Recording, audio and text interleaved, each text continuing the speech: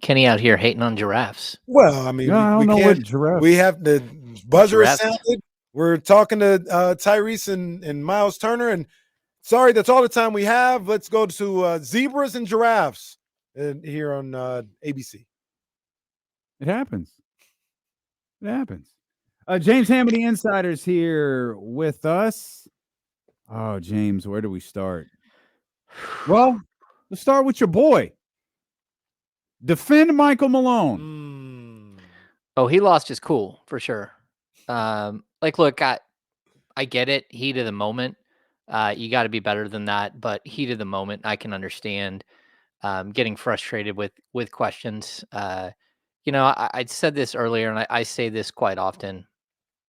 I personally do believe that there are stupid questions, and I believe that there are stupid people who ask questions, and sometimes you have stupid people who ask stupid questions. And it can get really frustrating for players and for coaches and everyone else. But in that situation, you have to understand that all cameras are rolling and that everybody is watching, and you need to be a gracious loser, and that's not easy for anyone. And I just think Michael got a little frustrated, lost his cool. Not a good look. Well, the thing that I like Michael Malone, but the thing that I'm not going to let him do in this situation is you've had a lot to say for the last year.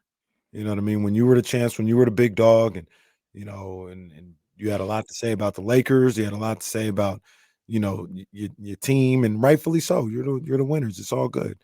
In those situations, it ain't no next question. It ain't no, oh, that was a stupid ass question. Like, no, you sit up there and you answer the question with the same fever that you answered the questions when things were going good. And yeah, I can't. I'm not saying anybody is, but I'm not gonna give him a pass on that because you've had a lot to say for the last year when you was on top, and what I thought was a valid question about you blowing a 20-point lead at home in a game 7. Ain't no next question, no comment on that one. No, speak up, speak up. Yeah, I don't necessarily I said what I said about stupid questions and stupid people and all that stuff, but I actually didn't think it was a horrible question. In the moment, it just I think Michael took it as more of a jab, um, and like you're asking about a feel, like how do you feel, and that's more than asking about you blew a 20-point loss, 20-point lead. So sometimes you do get someone's personal feelings, and clearly Malone wasn't happy with it. And you're right. He should bring the same energy when he's winning and when he's losing. But I would actually say he kind of is. That is who he is. He's always that way. He doesn't mind throwing jabs when he is winning, and clearly he doesn't mind throwing jabs when he's lost. So I would continue to say it just wasn't a good look. It just didn't look like. I mean, to be honest, that's Chris Finch's moment. It's the Minnesota Timberwolves moment, and you took something away from it by making it about you and losing your cool in the press conference. Do you think the Timberwolves can win this whole thing? Do I think the Timberwolves can win the whole thing? Yeah, I mean, why not? Because at this point, I don't think any of us would have chosen, like, we would have chosen one of these 4 teams, like, to be here at this moment, like, at the beginning of the playoffs or, like, during the season. But I don't think anyone would have chosen all 4 of these. Like, you couldn't have guessed all 4 of them. You would have guessed the Celtics would be there, but at this point, like, it's anybody's game. And like, look, the Pacers keep kind of moving along in a way that, like, there's nothing to say that the Boston Celtics won't have a couple of catastrophic injuries and they won't just be in the finals. And so they're kind of proving the point that you never know what's going to happen and you have to play the games. And that's why I think at this point, I would, if I were a betting man, I would put money on the Celtics to win it all because they've proven to be the best team over the last couple of years. But nothing is for sure in this year's playoffs. Injuries have played a huge role. Young teams figuring out how to play has been tremendous. Young players, young individual players figuring out how to win and how to be, superstars on the biggest stage, like Anthony Edwards and You can say Karl Anthony Towns. You can say Luka Doncic. Even Tyrese Halliburton has had some hiccups, but he's showing that he can learn to be a star. And before he was bounced from the playoffs, Jalen Brunson. Like, this has been a good playoff. It's been a good turnover, sort of turnover year for the league, where a lot of fresh blood, a lot of new things are happening that we didn't really expect. And I think it's good because the NBA, out of all the leagues, feels like when teams get good, they stick around for a long time as good teams. They usually have 5 to 8 year windows, and you can't say that about the NFL. You can't say that about Major League Baseball. Like, teams come and go, and so I think it's certainly like an interesting year for turnover. Do you we were asked the question earlier about who has the most at stake. Talking about the superstars, Tatum, Ant-Man, Luca, and Tyrese Halliburton. Who has the most to gain and the most to lose in this situation? Is it the same person that has the most to gain, that has the most to lose, or it could be two different people to fit those answers? But in your opinion, who has the most at stake with the most to gain and the most to lose in the four superstars left? Yeah, I mean, I certainly think that Jason Tatum and the Celtics have the most to lose. I mean, Mm. this is their championship to take, like, and they're overdue, right? They're not just due for a championship; they're overdue. They should have probably been able to win one before now over the last couple of years. So I don't know if we're going to tie legacy to players, and that championships mean so much when we're talking about legacy and all that. Sure, that's going to be the team. Outside of that, like, Anthony Edwards has a long time to be good, and Luka Doncic has a long time to be great. And I think this could be a moment where Luka becomes like a multi-time MVP if he were to somehow get breakthrough here and then win a championship. Um, so maybe he does have a lot to lose here, but also like a lot to gain. It wasn't until Jokic won 2 MVPs, but when he won the championship, that kind of cemented him in a lot of people's minds as a certain amount of greatness. And I know Luka's always had sort of that cachet, but it doesn't really mean anything if you're not winning in the playoffs. And so this is a moment where I think he could he could really put himself into the next 2 to 3, 4 MVP conversations if he were to win this. Yeah, I feel like Jokic winning his first championship put him in line to win his third MVP. Yeah. The conversation this year might have been a little different if Denver hadn't won that championship. I don't necessarily agree with that, by the way, but I do think it is the way. I'll be interested to see what direction voters go moving forward. If Jokic and Luka, for example, are having phenomenal seasons next year, do they lean on Jokic like they did Joel, like they did on Jokic after Giannis's years before Giannis had won the championship? I'll be curious to see if they keep that same energy, as they say, for Nikola Jokic having fallen short in the playoffs this year. In a playoffs that virtually all of them said was Denver's to lose. And they lost it. So I'm curious how you cover this dude next year. No, I am too. And, I think there is something to what Jokic said following the game. Like, that Minnesota Timberwolves team is very specifically built to beat them. Like, just like for some reason, the New Orleans Pelicans is built to beat the Sacramento Kings. Like, whatever the reason is, the matchups seem to like side on with Minnesota. And I think a lot of it is that you're not able to play Gobert off the court, right? So that's sort of been the issue over the last, I don't know, whatever, 5 or 6 years. Gobert has been a pretty dominant defensive player and a big man. Um, teams can play him off the court in the playoffs with no problem, and Denver can't do that because their star is a gigantic center as well.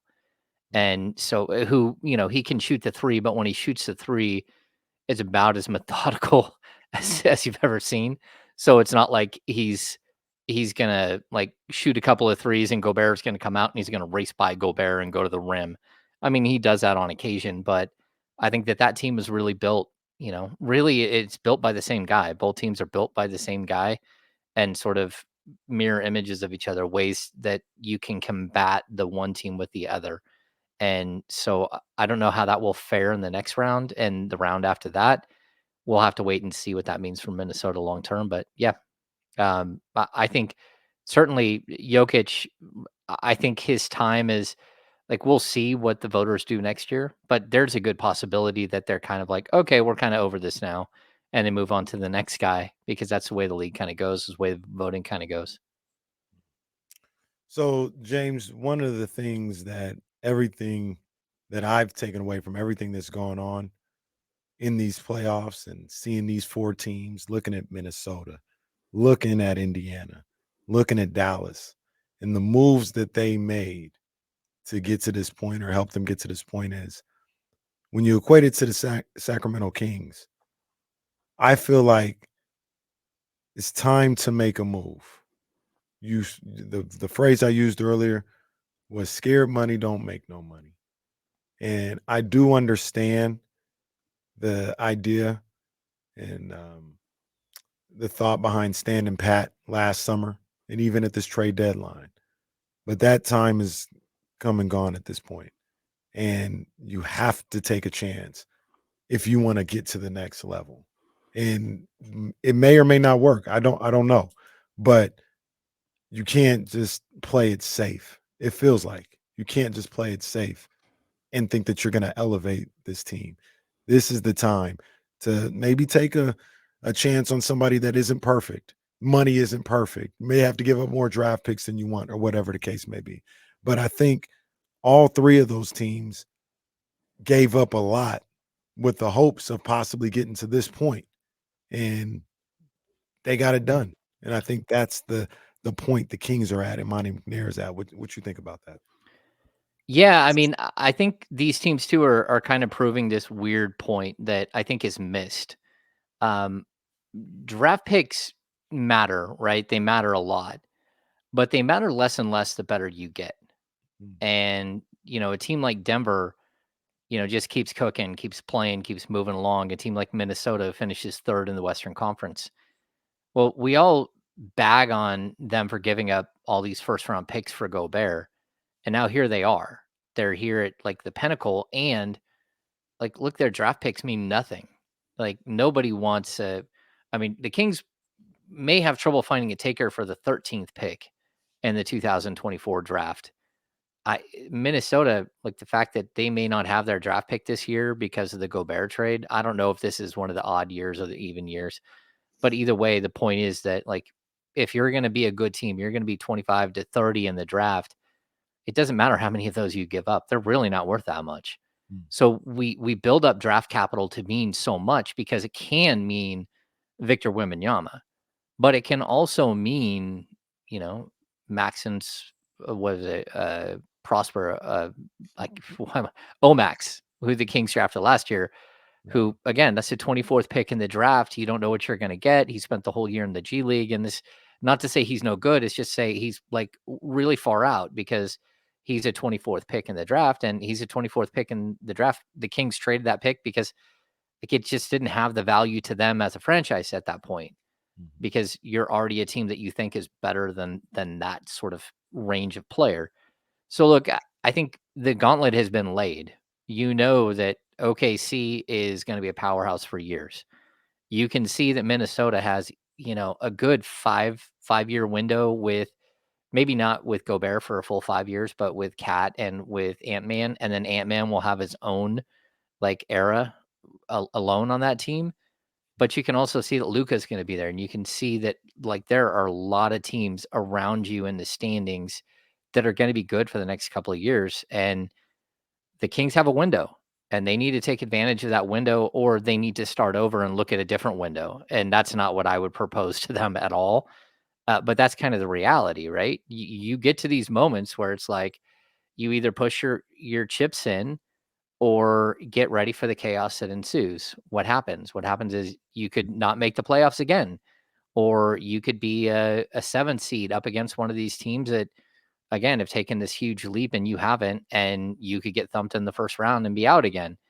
Like, there has to be a point where you have to get to where they are, and you're not that far away. We saw it last season. but all of a sudden you are. You're on the outside looking in while they just keep going and they keep getting more experience and better. And so, yeah, man, I do think that this is a point where you do have to blank or get off the pot. Like either this is the team you're riding with and you're okay with being a team that is on the fringe of making the playoffs, or you need to start over, or you need to go all in and try to make your team better. And you're doing that because the other teams are better than you, and you need to find some way to compete with them. Okay, two things. We're projecting again, and we're assuming nothing ever goes wrong with any of these teams that had good seasons this year, be it Dallas, be it Minnesota, be it Oklahoma City. And I get it. That's fine. That's what we do in sports. It's just fascinating that there's only one team in history that it didn't happen with, and it was last year's Sacramento Kings. No one thought that team was on the upswing, at least those who were outside of Sacramento didn't. The other thing is, Hammer, you know this as well as we do, and maybe even a little bit better. We could talk about the Kings making a move. And, as Kenny and I were talking earlier, it's not like they didn't try. Like, they tried to acquire OG Anunoby, who went to the New York Knicks and just got eliminated. They tried to acquire Pascal Siakam, who's still playing with the Indiana Pacers. I don't know what other deals have, attempted to be orchestrated behind the scenes, but we knew that those were two pretty big trade market names that they went after. I think Monty's trying. I don't know what's preventing him from getting to the finish line. I think I can guess, given the situation with those two players and their upcoming, they are both free agents. They can both sign wherever they want to. Now, we all have feelings about where they're going to sign, but it's a fact. They can sign wherever they want to. And I think that may have given, Monty a little cause. The point, James, is it's not like Monty's not trying. And so I wonder if he has to do something, and maybe this is what Kenny alluding to. He has to do something borderline reckless just to make something happen and hope that it pays off. Is that fair? I don't want to put words in your mouth, but he's got to get over. He's at the table. He's got to get, the figurative ink to paper. James, real quick, the analogy, the situation that I talked about earlier, like I said, I'll keep names out of this, but I think you'll know exactly what I'm talking about. We all know there was a discussion about a player, and in the Kings circles or in the front office or whatever, one side was like, I don't know about that. I'm not really sure about it. And maybe another side was like, nah, we need to do this. And the side that was like, I'm not sure about that, they end up winning out. And I understand why they said, I don't know about all that.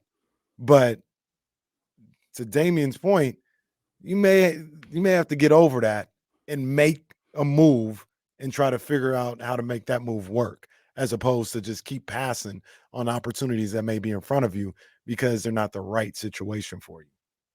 Yeah, I mean, I think I know the name that you're talking about. You know, and sometimes basketball people have to win, right?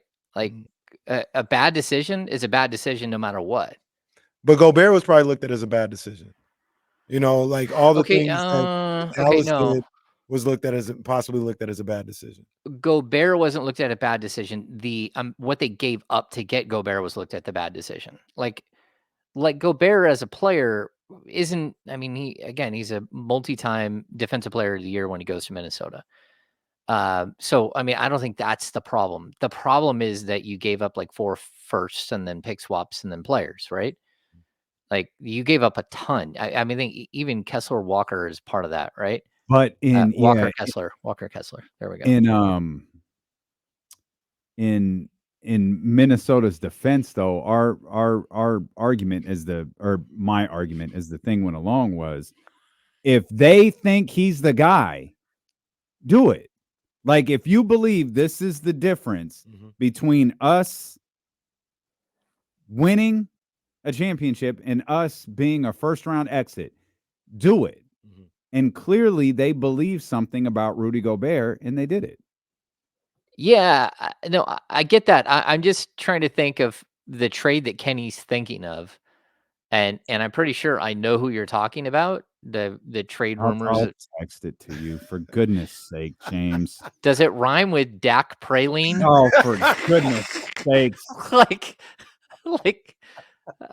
Okay, look. At some point, the basketball people have to make basketball decisions. Boy, That's it. James is removing like all witness protection things from this conversation.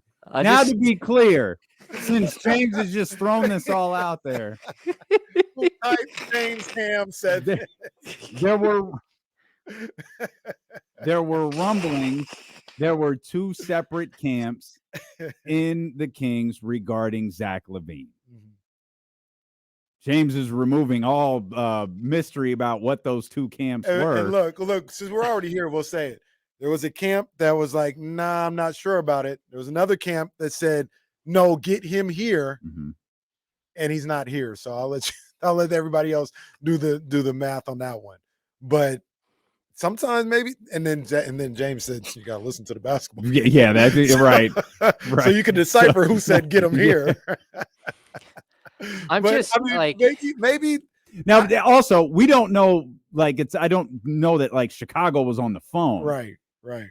If nothing else, the conversation was being had.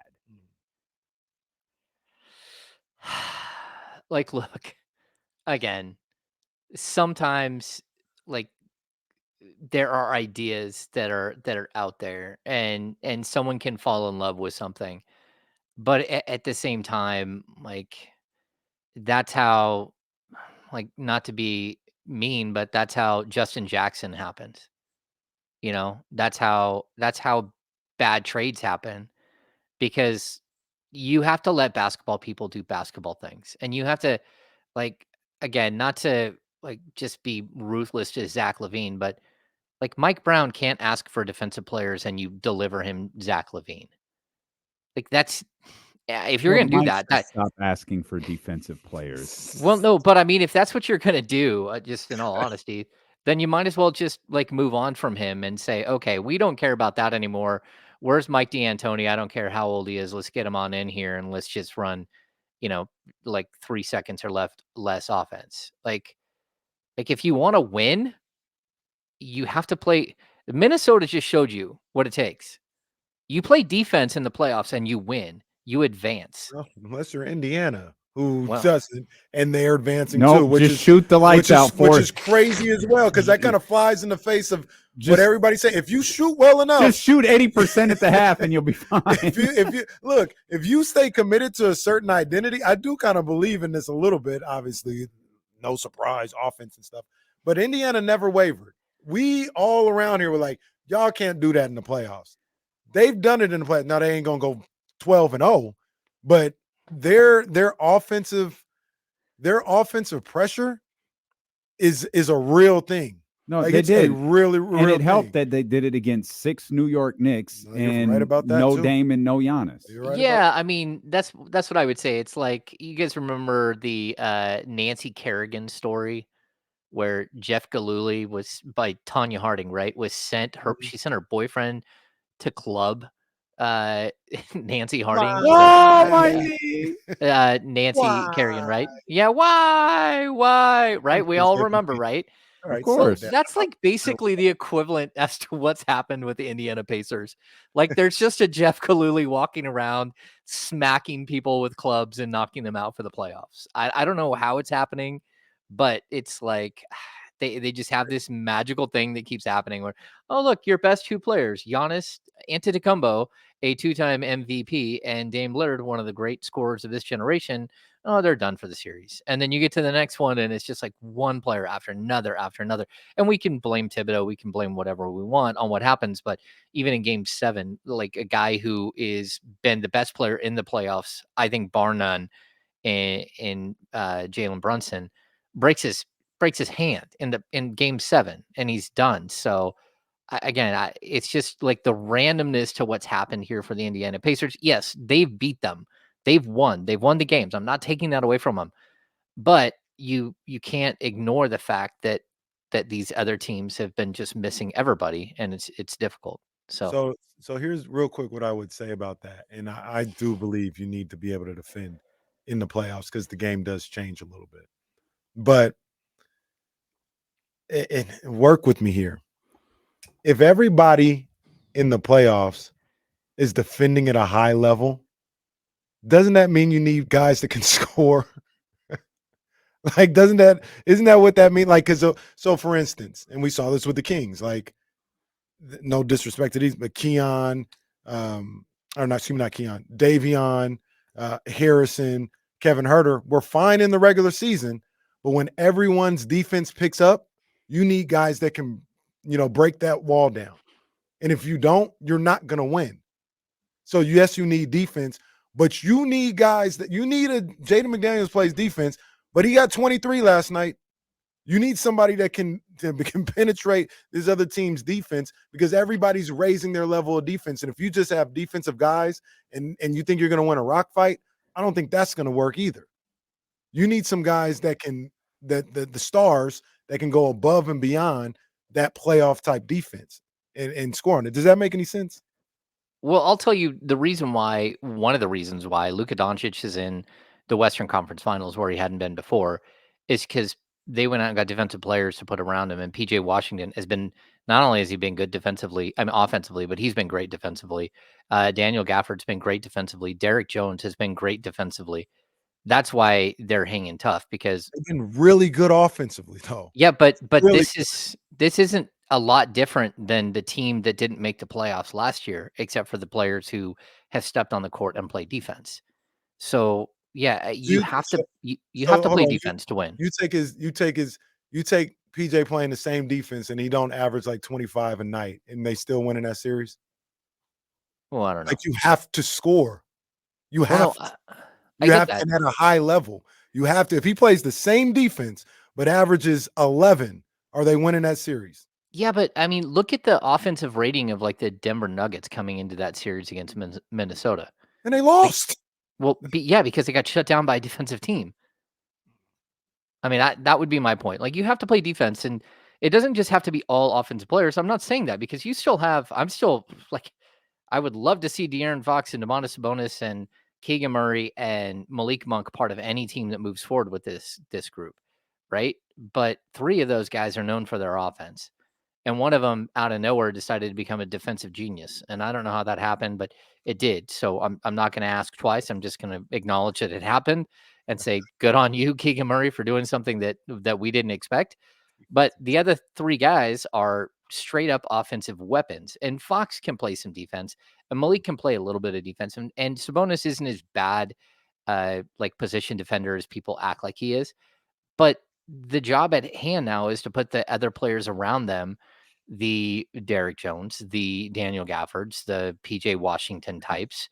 And you can, the McDaniels of the world, the Goberts, like that's what you have to do at a certain point.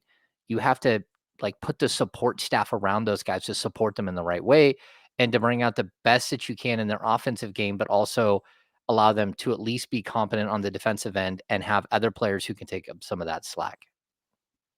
Clearly, we're fixing everything. World peace up We'll next we'll continue to do that when D'Lo on and D'Lo Casey and return KC. here. Thank you.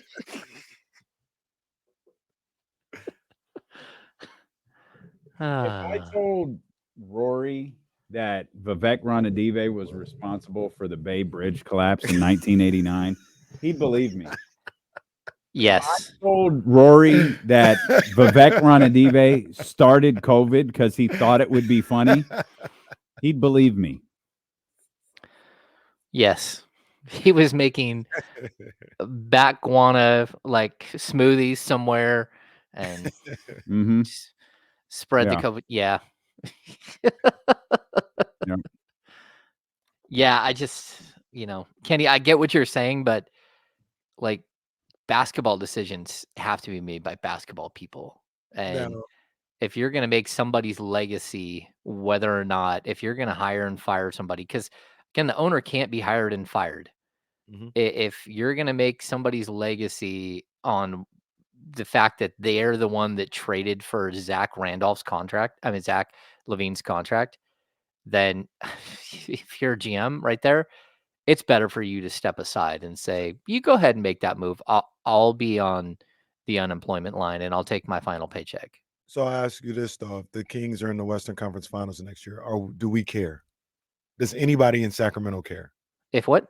If the Kings make the Western Conference Finals next year, like, because Dallas don't have no draft picks to the first, they don't have no money, no nothing. Like they went and signed Grant Williams. He pivoted off of that, was able to do a whole bunch of other stuff. They're in the Western Conference Final. Nobody cares about their draft picks or their cap situation. They're in the Western Conference Finals.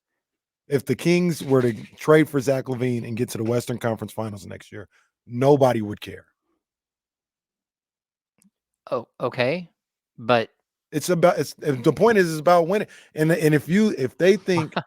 if they think getting Zach LaVine can help them win, once again, like I said earlier, nobody's privy to the results. If you know the results, then obviously it's easier to make the move. Nobody's privy to the results. You have to kind of say, like, all right, do I think this guy will help me out? Do I want to take that chance? All about taking a chance. Like all this stuff, drafting a player, signing a free agent, making a trade. It's all about taking a chance on somebody. And if you take that chance and be like, well, what's the upside of this? The upside is we can go to the Western Conference Finals. What's the downside? He doesn't play because he's injured. We missed the playoffs and maybe I get fired. Can I live with the possible downside for a chance at the upside? Okay. Like, look, if you switch out the names and you say Pascal Siakam instead of Zach Randolph, and you start talking about getting to the Western Conference Finals and throwing all caution to the wind, and you don't know if you're going to be able to retain him, but you're going to have to give up a bunch to get him. That's one discussion because Pascal Siakam has been there and he's done that. And he's an all-star and he's a guy that can do that. And he typically plays quite a few games. Zach LaVine has never won anything. Yeah, that's fine. Neither is PJ Washington. And we're talking about he's swinging this thing to get Dallas to the Western Conference Finals. Like PJ like Washington PJ makes $15 million and it, cost you a first round pick. Zach LaVine is an injury prone dude on a $50 million a year contract that wipes out any flexibility you have for the next 3 years. you're not even using the flexibility. You're not even using. You've got all this flexibility, and for 12 months you haven't used it once. Yeah. So like what like so the other thing is, are we just gonna hold on to all these assets and this flexibility until the contract runs out and then they're just like a first round team? Or are you gonna try? The whole point is all three of these teams went and tried to get it done. No, there was no guarantee. Minnesota got bounced in the first round and was the butt of jokes last year, right? Like it didn't work out immediately. They were looking foolish at the end of last year, but they made the move. They stayed with it, and it worked. Will the Zach LaVine thing work? I have no idea. Once again, if we knew the results, then yeah, we'd be able to make a lot of different decisions. I don't know, but I don't think you can sit around and just, oh no, we don't want to.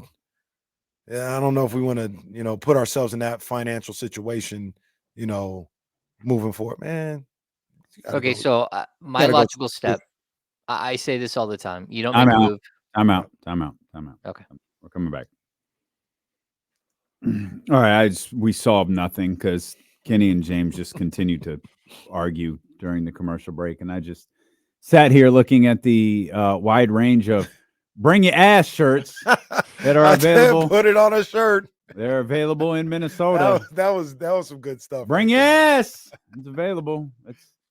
I guess Minnesota has their own 209 Dave Garcia that they go to for stuff like this. Man, hey, if De'Aaron said bring your ass, man, come on, man. That'd be the hottest selling hoodie we ever had. If y'all want to continue, you can. I mean, there's an argument about offense versus defense. You're looking at the teams that are in the conference finals right now and how each of them, hell, we haven't even referenced it. Lizzie brought it up earlier. Boston made a move. Like Boston, part of the reason the Boston looks so solidified is because how well the Kristaps Porzingis trade has worked out for them. Now, the concern with Kristaps Porzingis is manifesting itself right now. There was always a fear of him getting injured. He got injured, and they're hoping, he's not going to be around for game 1 tomorrow. We already know that. There's reports that he's hopeful to be available as the series progresses. I'm not going to discount Indiana. They are not as good as Boston, but you have to be better than Boston 4 times. If you could shoot 70% 4 times again, yep, you're probably going to beat the Boston Celtics. Can't envision them doing that, but like you said a minute ago, that's the way that they play. Porzingis is vital to them winning a championship, though. Rudy Gobert in Minnesota, Siakam in Indiana, Kyrie Irving in Dallas, and all of the exceptional players that they picked up Kyrie at the trade deadline. Let's not forget who Kyrie was when the Mavericks went and got him. Absolutely. You forgot the biggest one for the Celtics is Drew Holiday. They went out and got absolutely. Drew Holiday. Yeah, I did forget that one, and I focused on Porzingis, but you're 100% right. Like, yeah, all of these teams went out and made massive moves to get them into the position that they are. And the one that you just said at the end may be closest to what I'm talking about. And mind you, I don't think we've given Dallas enough credit today for what they did. Like, Oklahoma City was the darling. Mm-hmm. Everyone loved them. Well, and Dallas took them out. And mind you, I'm not necessarily saying, like, if I had a list of deals I'd be trying to get Zach LaVine might not even be top 3, right? Like, it's not at the top of my list or whatever. But it's all cute right now, and like this is great. Like, look, Luka and Kyrie, like, this is a great situation. Did we forget who Kyrie was when they traded for him, or who he was perceived to be? Mm-hmm. That is pretty close to what people are talking about this guy in Chicago, without all the extra baggage. Kyrie was probably worse in a lot of people's baggage. Baggage, injury history. He didn't make as much money, but he was going to need another contract when he came back. All this other stuff, like, that's pretty close to. And Dallas went and did it. They went and did it. Yeah, I'm still the point I was going to make before is I never say make a move to make a move. I say make a move because you're not good enough. Make a move to take a step to get better. That's what I think you do. I think no matter what, as long as Kyrie Irving steps on the court, the Dallas Mavericks are better. I just can't say that about Zach LaVine throughout his career, that the teams that he steps on the court for get better when he gets there, or get better when or are substantially worse when he's injured. He just is what he is. He's a like a volume scorer that gets hurt all the time and makes a lot of money. So I get what you're saying, but I think some of these other players, like, again, I would put Zach in the Porzingis category. Porzingis, when healthy, has flamed out in multiple spots in New York, in Dallas. Like, he's flamed out and didn't help get a team over the hump. So for him to be part of something that's going really well, okay, you surrounded him with like a great supporting cast, and he's not 1A, he's not 1B, he's not even really 1C. He's somewhere in that list, but he's pretty far down as far as like the level of importance for a team when you have, even guys like, Al Horford to back him up, but also Derek White and Drew Holiday to go with your 2 superstars.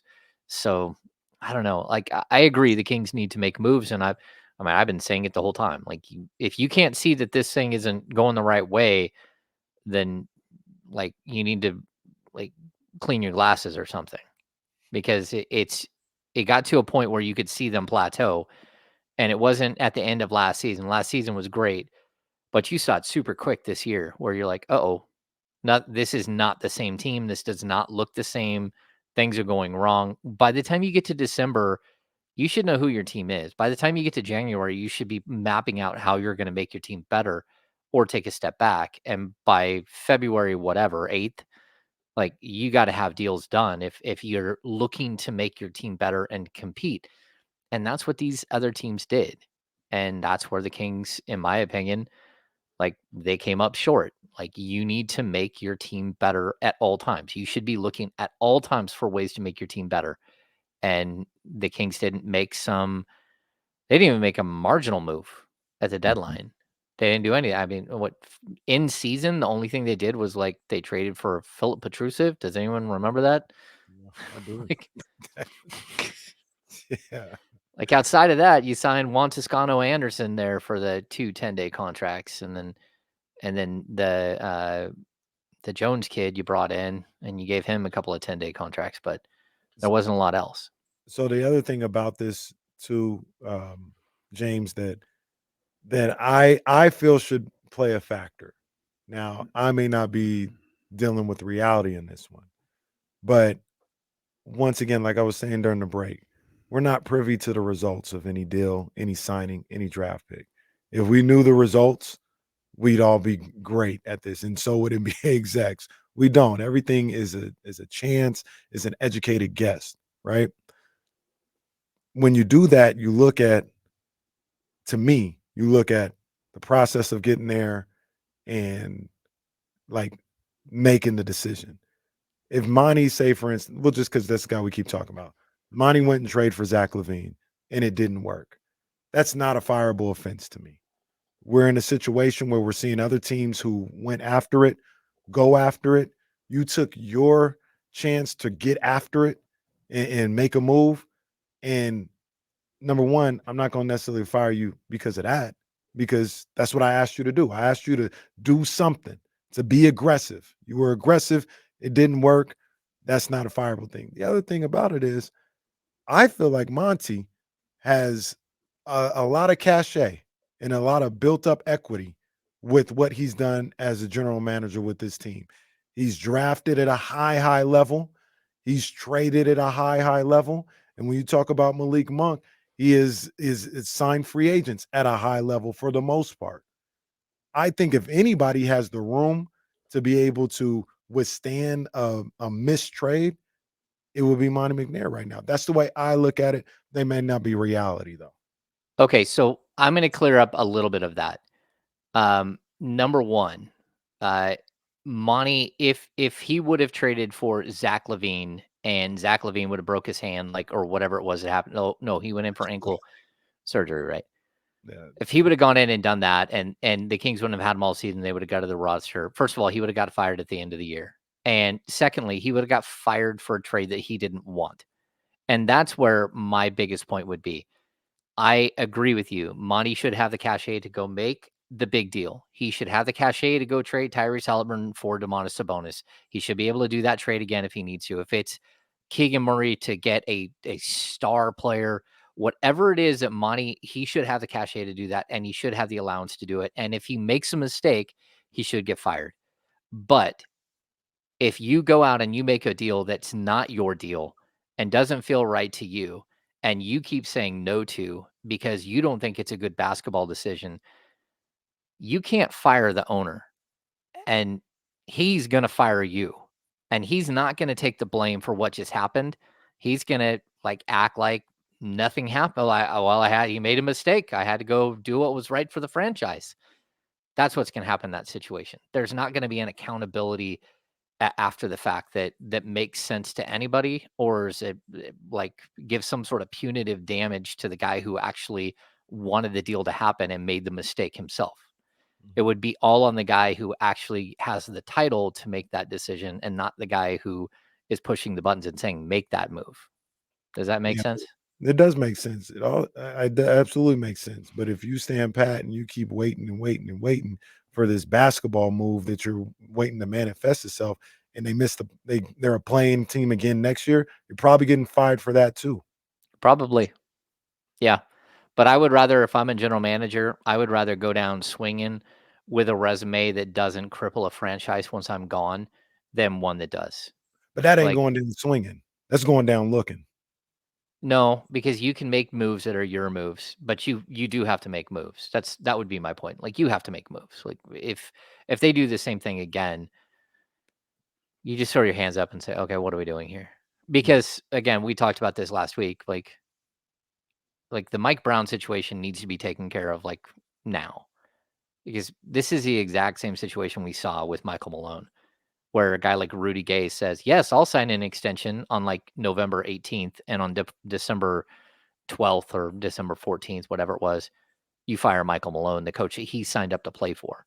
And then you end up with basketball hell, where everyone feels betrayed and confused and not wanting to be there anymore.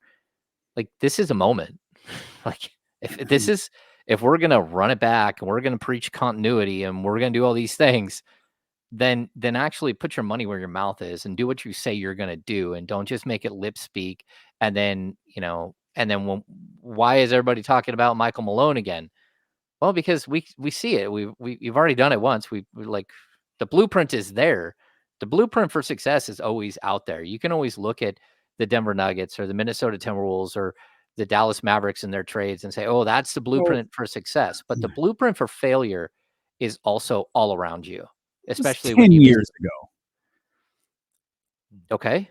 Michael Malone was fired by the Sacramento Kings, or Vivek Ranadive, however you want to frame it, 10 years ago. We think Vivek is still the same owner he was 10 years ago. Like if we're being, shout out TC, if we're being real with ourselves right now, we think there's a likelihood that Vivek Ranadive repeats that mistake. And by the way, was that Vivek Ranadive's mistake? Correct me if I'm wrong. I'm about to say he was listening to basketball people then. Oh, basketball people were making the decision. People. Who was the basketball people making the decision? That was your boy Pete. But who always carries the brunt of that? Hey, Vivek carries the brunt. No, what I'm saying is we either got to pick. Basketball people are making basketball decisions, or Vivek is just this heinous individual who hasn't learned anything over the last 10 years. We got to decide which one it is, because we're talking out both sides of our ass right now. What are we doing?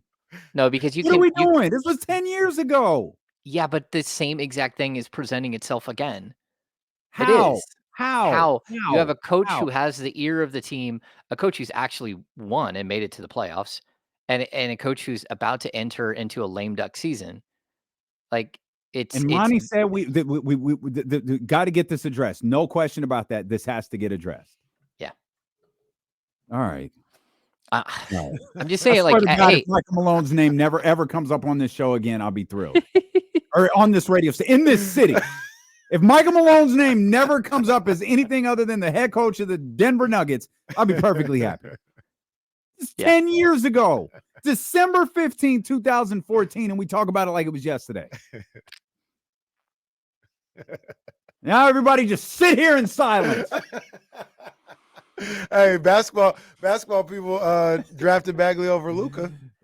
Well, you know whose fault that was. Hey, but look, no. Basketball people wanted Jaden Ivey over Keegan, allegedly. That's what I heard. The basketball people wanted Jaden Ivey, who's actually a fine player. He is a fine player. I like Jaden Ivey a lot.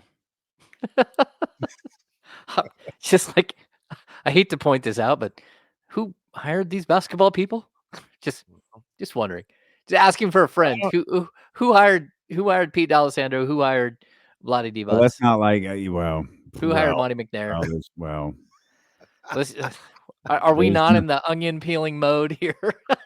No, which will bring it all. I'm sorry, doesn't Pete still have a job? This is Monday. How do we do this on a Monday? No. Doesn't Pete have a job? I think Pete has a job in the National Basketball Association somewhere. Yeah. So he sabotaged this stuff here, and no one cared. They were just like, it's cool. We'll hire Pete. He's a good dude. Let's hire him over here. It's all good. Which this is, James, to bring it all the way around, is I would listen to myself. if we gonna peel the onion all the way back, I've listened to these guys long enough, right? Where's that got me? I'm still in trouble. I'm still getting blamed for everything 10 years later. I might as well go with my gut. Yeah. The one that I got right, they don't even give me credit for. I said Keegan Murray in a room of Jaden Ivey's. Allegedly. It's just wild how that always works. Let's just go completely against what fan sentiment is and make sure we attach Vivek's name to it. Man, dear Vivek, there are people working against you. My goodness, man. I had a very intelligent question for James Hammond. I don't remember what it was. Oh, I do. Because we're talking about Zach LaVine. Just because, James wanted to reveal, who Oz was. But is your ideal swing for it, is that Ingram? Is that Brandon Ingram? Or do you even have it? No, we know OG, Siakam, those are all gone. Yeah, I mean, Brandon, he's on a list. Like, it Mhm. just depends. Like, basketball's circumstantial. Like, we have no idea what's going to happen in the next like 4 to 5 weeks. Like, who's going to become available? What's going to be the name? Who's going to say, "Hey, I'm not super keen on being here," or "Hey, I'm not super happy about the way the playoffs went, and I want player X, Y, and Z Hey, you not wouldn't on this take this painkiller shot in your ribs, so we're gonna roster trade you. next." Right. Yeah, so I think Right. that we get to a point where you do kind of look at this and say, what is your list, and who becomes available from that list, and like how many different trade scenarios do you have? How do you get to a deal that makes sense for everybody? How do you do it like very quickly? How do you not get skipped over this time? How do you close the deal and make sure it happens? Like, it's not easy, and that's the thing that I would point out. I don't think that Monty and Wes have sat around doing nothing. Absolutely not, and we I tried don't. to outline that earlier, like, Yeah, I don't. they Yeah, had a shot at OG, they had a shot at Siakam, like, they're not sitting around doing nothing, yeah, and I feel like those types of those guys, like, I think not to go back to Zach LaVine, but he has years on his contract, and I think finding a guy who doesn't have the leverage of free agency ahead of them will help. It's the Rudy Gobert had years on his deal getting acquired by Minnesota. They had, obviously you want it to work quick, but it's not like if it failed after the first half season, it was like, oh God, do we keep Rudy or not? Do we have to sign him to $200 million? What do we have to do? They knew what they were getting into and they were willing to take that risk. It might be easier if that player exists to have a guy that doesn't have that looming, which I know takes out BI. Well, look, and then I'll stall out Monty a little bit as well, because we're not privy to these conversations. So this is a possibility as well, where maybe the basketball people are like, all right, man, you want Zach LaVine? Fine, fine. We'll do it live. We'll do it live. All right. This is what it's gonna cost you to have him. And then like, oh, I didn't know I'd to Rory's point. I didn't know I have to go into the luxury tax for all this. I don't know if I want to do this anymore. It could be as simple as that. It could well, be as simple as maybe to your original point, the man who signs the checks doesn't want to pay that amount, even though he likes the player. He may not want to pay that type of money for that type of guy. Yeah. well, We yeah, don't but I think, Kenny, that's the point that I would make, and it's one of the reasons why I keep telling people, like, look, Vivek is willing to pay. It's not that he's not willing to pay, because he was willing to pay for Levine, like, straight up. Like, he okay. All this wanted that deal. I'm just saying. Like, you can say what you guys want, I'll say what I want. Like, he was willing to pay, and there's been other situations where he's been willing to pay. Like, but there are other situations that are not basketball, fully basketball related, or on the court player related, where he hasn't been able to. Well, he hasn't been willing to pay, and that's sometimes as big a problem as anything else. Yeah, Mo Harkless is not luxury tax worthy. Nor is Shavano. Paid The way too much new for Buddy as Magic it shooting was. guard. That'd be great. Come on, Orlando. Let's do it. Go get that Buddy healed. He'd be great for you. All right, cool. 4 hours and we accomplished nothing. Well, we know what a front runner is. We do know what a front runner is, whether people like it or not. We definitely know what that is, and there's probably more of those in the league than there aren't. But I'm excited for the conference finals to get underway tomorrow. And I guess we'll try to fix everything again tomorrow. So that's all I can tell you. That's it. Tune in. The Insiders beginning at 10 a.m.